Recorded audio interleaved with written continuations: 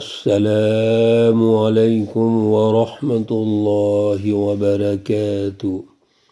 اعوذ باللہ من الشیطان الرجیم، بسم اللہ الرحمن الرحیم۔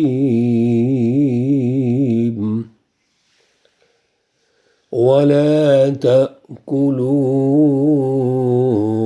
أموالكم بينكم بالباطل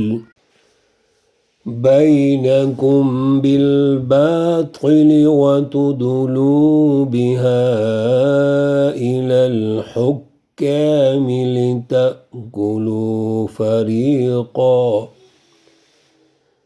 فريقا من أموال الناس بالإثم وأنتم تعلمون۔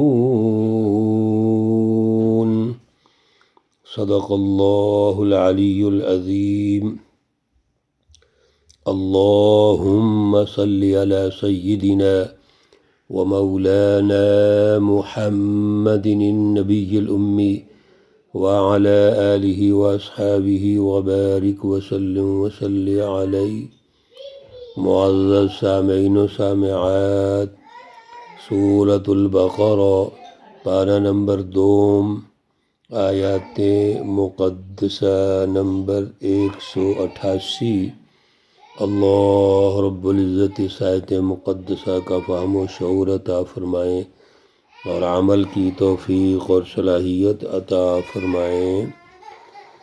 میرے عزیزو، پچھلے درس میں اللہ رب العزت نے رمضان المبارک کے حوالے سے کچھ مسائل ارشاد فرمائے، خصوصی طور پر رمضان المبارک کی راتوں میں ہم نے کس طرح آپس میں رہنا ہے، ہمارے سماجی جو مسائل ہیں، معاشرتی مسائل ہیں، ہمارے خاندانی مسائل ہیں، ان کو اللہ رب العزت نے کھول کے ارشاد فرما دیا۔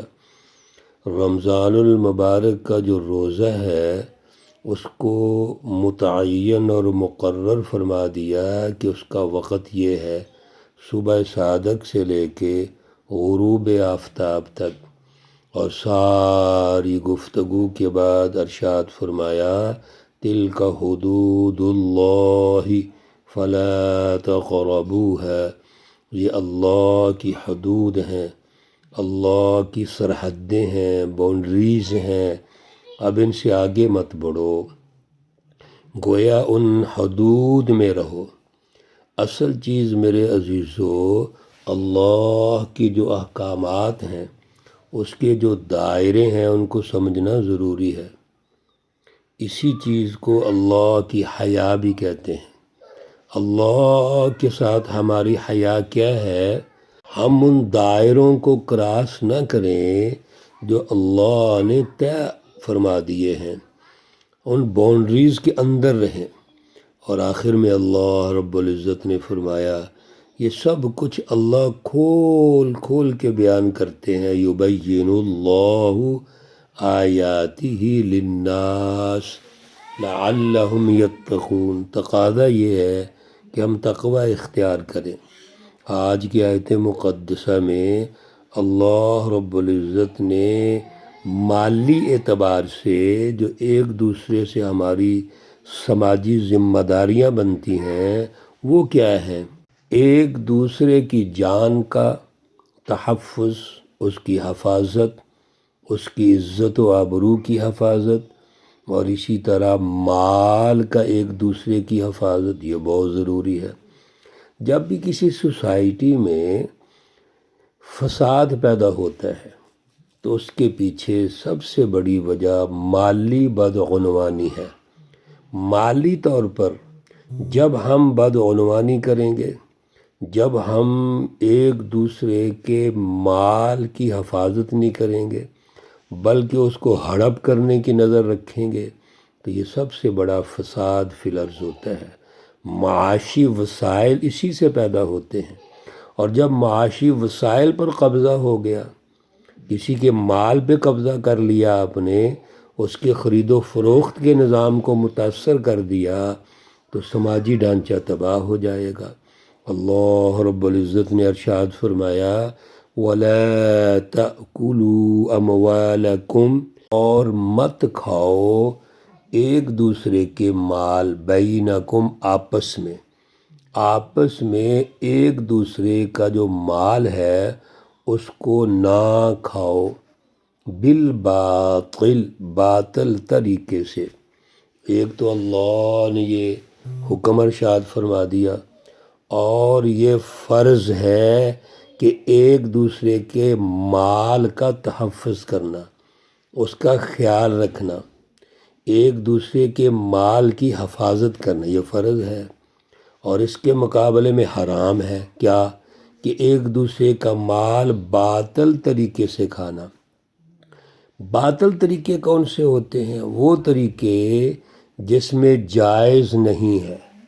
ہر وہ طریقہ جس سے دوسرے کے مال پہ نظر رکھ کے ہم اس کو ناحق طریقے سے استعمال کریں، اس کا مطلب وہ حرام ہے، وہ ناجائز ہے۔ مثلا چوری سے، خیانت سے، دھوکے سے، رشوت سے، کسی کے مال کو زبردستی ہم ایسے طریقے اختیار کر لیں۔ اسی طرح ایسی بیوع ہیں جو ناجائز ہیں، سود ہے، اور آج کل بینکاری نظام ہے۔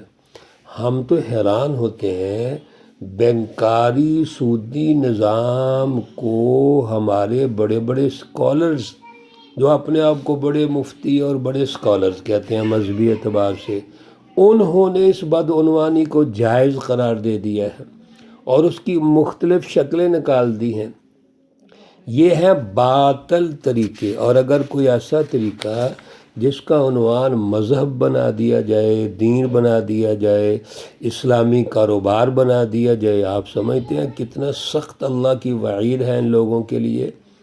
تو باطل طریقے سے ایک دوسرے کا مال ہم نے ہڑپ نہیں کرنا، خواہ عنوان اچھا ہی کیوں نہ ہو۔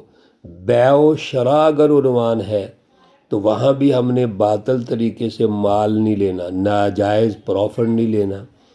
اسی طریقے سے کسی شخص کے ساتھ اگر ہماری کوئی کمٹمنٹ ہوتی ہے، معاہدہ ہوتا ہے، تو وہاں پر دباؤ پیدا کر کے ہم اس معاہدے کو اپنے حق میں لے آئیں اور مال کھانا شروع کر دیں۔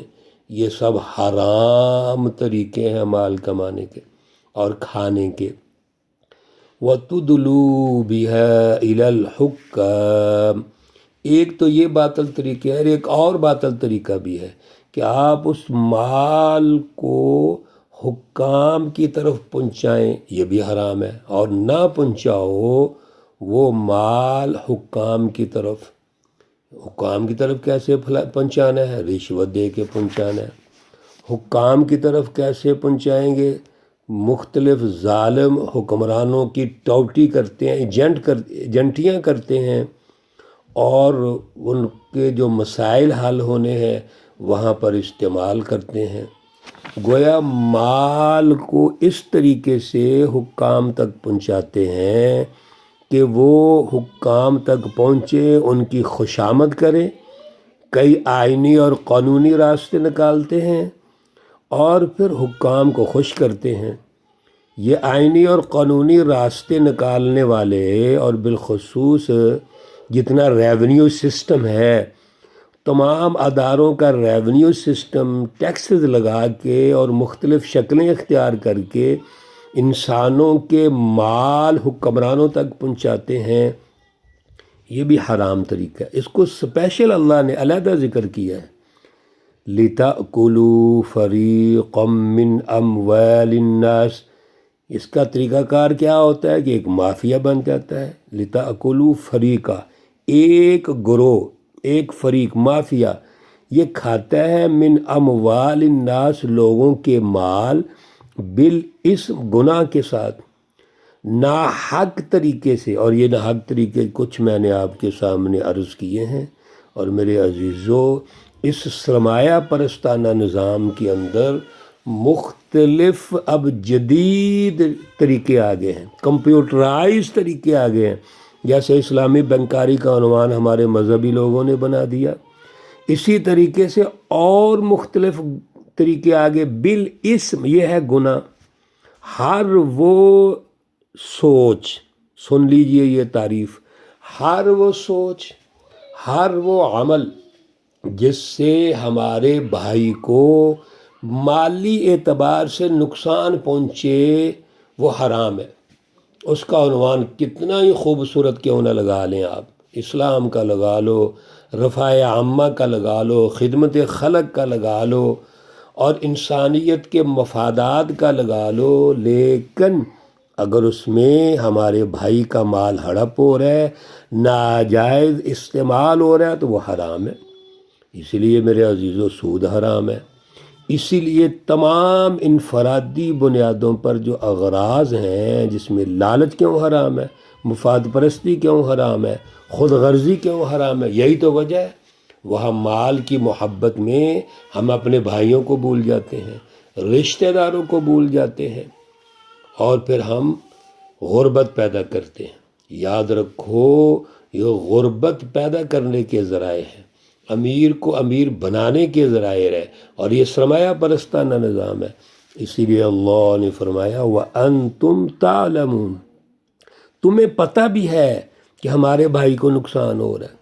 کیا آج جو سرمایہ پرستی کا نظام ہے، رشوت کا نظام ہے، حکمران جو ٹیکسز لگا رہے ہیں، انسانوں میں غربت پیدا کر رہے ہیں، ایک خاص طبقے کو امیر کر رہے ہیں، طبقاتی نظام بنا رہے ہیں، کیا اس کا علم نہیں ہے؟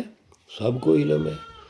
اور کسی نے کہا یہ اللہ کی مرضی ہے، کسی نے کہا مجبوری ہے، کسی نے کچھ کہہ دیا، کسی نے کچھ. اللہ نے واضح کر دیا یہ حرام ہے. یاد رکھو وَأَنْتُمْ تَعْلَمُونَ، تمہیں باقاعدہ اس کا علم بھی ہے.